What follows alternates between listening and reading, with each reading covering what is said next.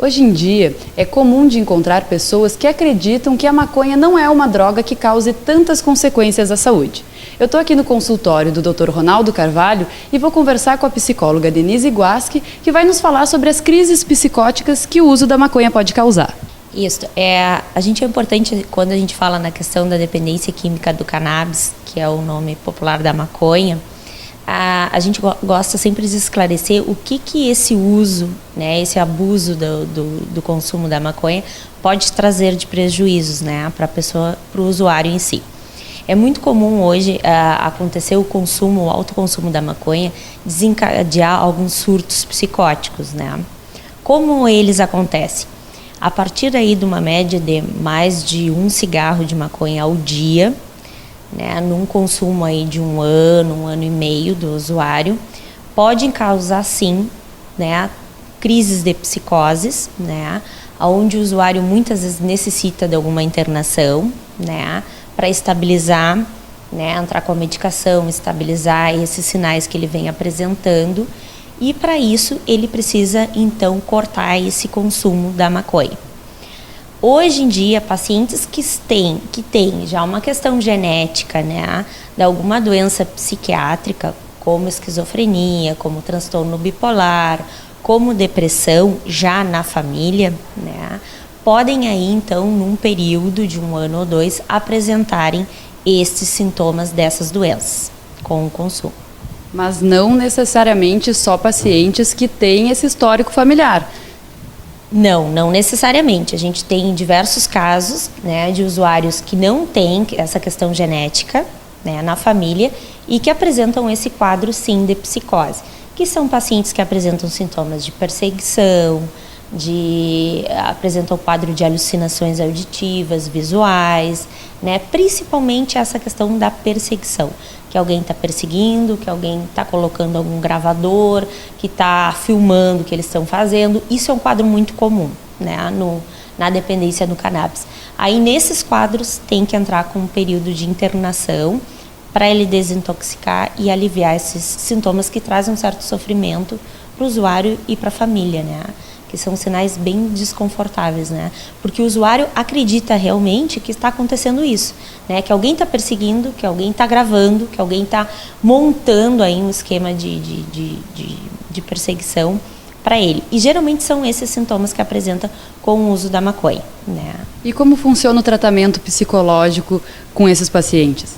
Bom, nesse primeiro momento, o paciente necessita entrar com a intervenção da medicação, né? Esse é o primeiro passo, né? Encaminha para a medicação, se for o caso, interna, e aí, a partir do segundo das 48 horas, se entra então com uma intervenção psicológica, né? Para avaliar comportamento, para fazer essa reflexão. Bom, vamos avaliar o antes. Como era o antes? Tu apresentava esses sintomas? Sim, não. Como? De que maneira? Depois que aumentou o consumo, quantas vezes tu começaste a sentir esses sinais? Aonde mais tu sentia esses sinais? Na tua casa, no trabalho, nos locais onde tu frequentava? Então, mais ou menos aproximadamente a partir das 48 horas que se entra com essa intervenção psicológica. E quanto tempo dura esse tratamento? O tratamento da dependência do cannabis, da maconha, ele é em torno de 6 meses a 1 ano, né?